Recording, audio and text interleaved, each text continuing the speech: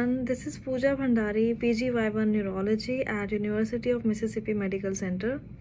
As November is the month that most of the interview invites are sent out at this time, and I believe many of you have already started giving your interviews by now.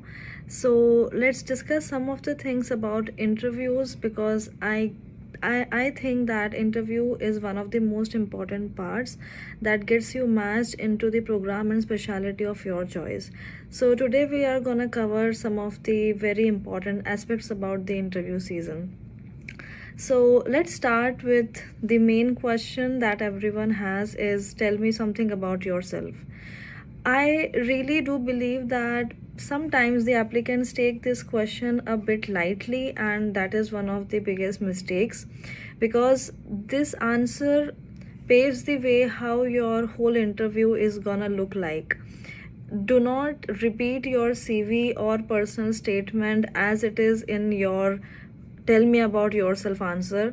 There should be some of the things you can surely include, like where are you from, when and where did you graduate from, and some of your co-curricular activities, but make sure to include some of the very interesting aspects of your life and some personal aspects from your life which you really want to tell them and which can carry on the conversation for a long time.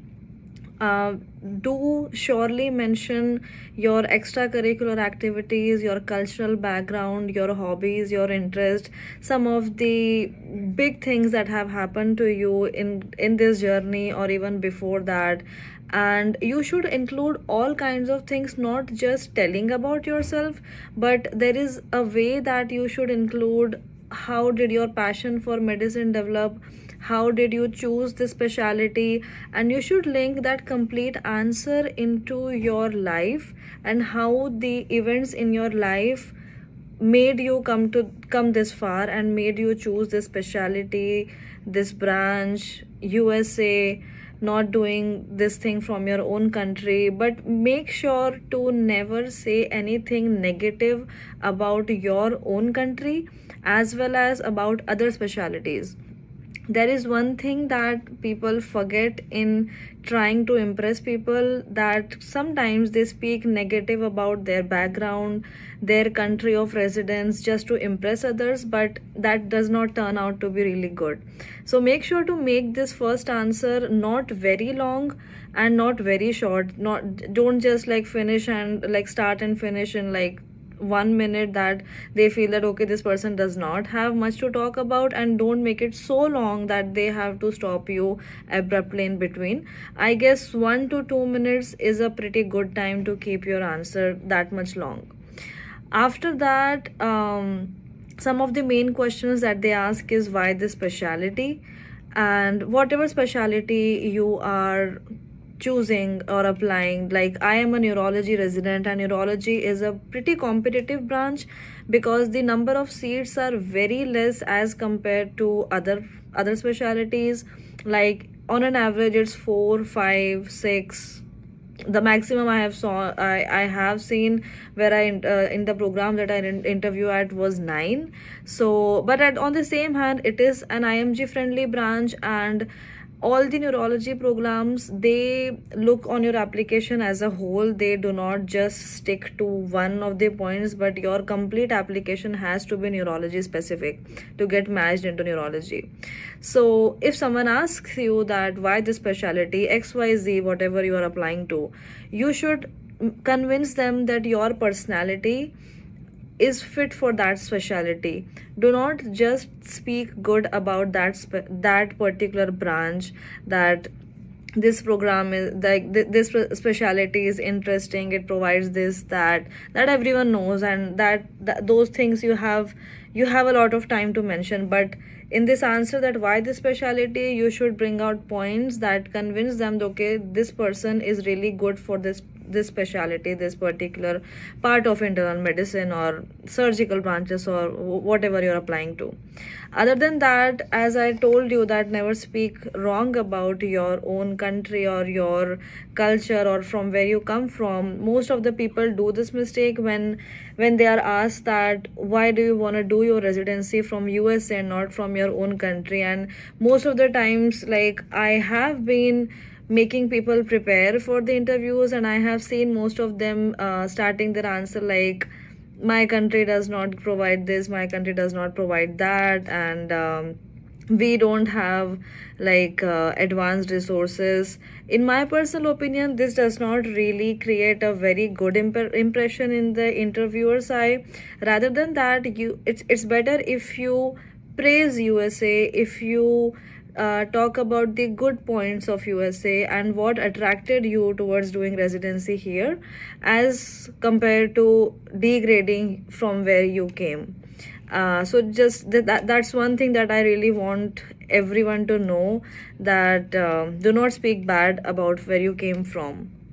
Another thing is, they will surely ask you what are the positive and negative aspects of the specialty that you are applying to. And in negative aspects, do not abruptly start your answer. At least try to act a bit that you are thinking, and bring the points that are not really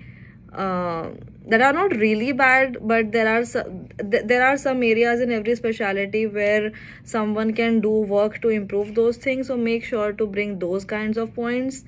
And apart from that, there are some questions which people ask, which the applicants ask to residents and the interview takers in meet and greet, or to the faculties when they ask that, do you have any questions for us? Never ask any negative points. There are ways to find out about the programs, and you have the complete right to know everything about the program, but never say something like, what are the negative points of your program? And because, like, I have attended a few meet and greet sessions for my program's interview, this season's interview, and the applicants are asking that, what do you not like about your program, or what are the things that your program has that if you would have known it earlier, you wouldn't have applied to this program. This is not really something to ask. There are ways to find out these things, and when they go over the curriculum, you can surely ask questions about the cost of living or other amenities that are important to you personally. For some people it's parking, for some people it's food allowance, for some people it's weather, some people it's food, everything like that. So make sure not to ask any kind of negative questions, that people remember that, okay, this person was asked me something that made me feel uncomfortable.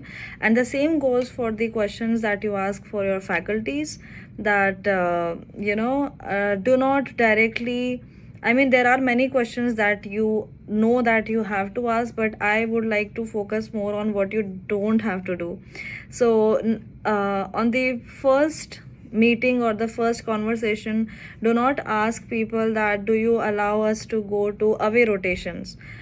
You can find that very well in their website. You can know about that in a normal conversation with the residents, but do not ask this thing in the first conversation, that do we do away rotations for applying into fellowship, because you really don't want them to give an don't want to give an impression that this person is already thinking of leaving the program before their first day. So those are some of the things that you really need to care about. And always keep a big smile on your face. In the meet and greet session that I attended, people were, I completely understand the anxiety and the nervousness that people have during the interviews, because I had been through all this process last year. But it's so noticeable to the interview takers, because the other side is not anxious or nervous.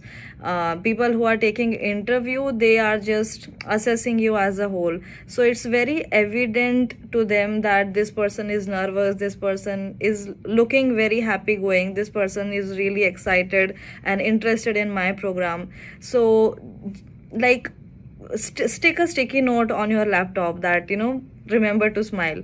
But during your whole interview and your meet and greet sessions, remember to smile and give them a positive attitude, give them a positive vibe. The whole point of conducting in the interview is not knowing about your medical knowledge or any, and it's not a rocket science. The only thing that the interviewers are concerned are, is this person good to work with, or will I really enjoy to work with him or her during my residency or in the hospital? How is she gonna affect the environment of my program? That is the whole point of keeping an interview. Make sure to send thank you emails to every interviewer after your interview ends. Right after your interview ends. That's a different point if the program director or faculties specifically tell you that, we really do not encourage thank you emails, because that won't make any kind of difference. Then I guess it's okay to not send a thank you email. But I believe if someone has not refused to send that specifically, then I guess on the same day, or I guess in just 1 hour after or 30 minutes after the interview, make sure to send them a thank you email. It kind of leaves an impression that, okay, this person is really interested in my program. And about the letter of intent, you can January end or like mid to late January is a safe time that you can let the programs know.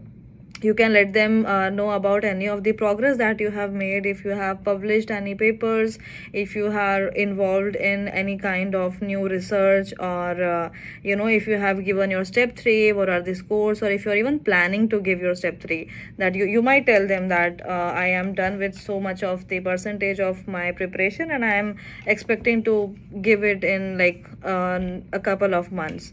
So that kinds of make sure, try to, at least in that letter of intent email, try to include the specific points if you have had with any of the faculties, so by that it can help them to remember you. And also one thing that I would really like to share with you for this interview season is, like, people who have like a lot of interviews, like maybe 6+ or 7+ interviews. What I did for myself was, whenever I finished any interview, I just made a Word document and I wrote all the positive and negative points, at least like 1 or 2 lines about the interview, how did it go, and if something really significant happened at that time, with something which I really liked about or which I did not like about. So I wrote that in one Word document. When my second interview happened, I just had to decide that, do I rank this above the previous interview or below that? And I did that. And after the third interview, I just had to decide that, is it like now the topmost, middle one, or the bottommost? So what this will do is, when you are done with all your interviews, you really do not have to put a lot of pressure on your mind that what happened in this interview, what happened in that interview, whom do I rank above or not. And your rank order list will automatically be prepared, and you just need to thoroughly review that. And also always mention if you have people around that city of the program, because they really encourage people being near their families. They do not think that that this person will be involved with their families. It's not at all like that. I have got asked questions like this, that if I tell them that I have my friends and family, will they think that I'll be busy with them or I'll be taking vacations every now and then? It's not at all like that. They always support, emotional support, and they always support our being around family. So if you have anyone that you know in or around that city, make sure to mention that. And yeah, that's it. And I know there are a lot of points that have not been covered. Everything cannot be covered in just like 10-15 minutes. But if you have any kind of questions or any doubts that you would like to discuss with me, or anything that you want to make clear, applicants who are applying this season, also who will be applying in the next season, if you have anything, any doubt related to personal statement, CV, application, or anything, just feel free to reach out to me, contact me, and I will be really more than happy to help you. And all the best to everyone.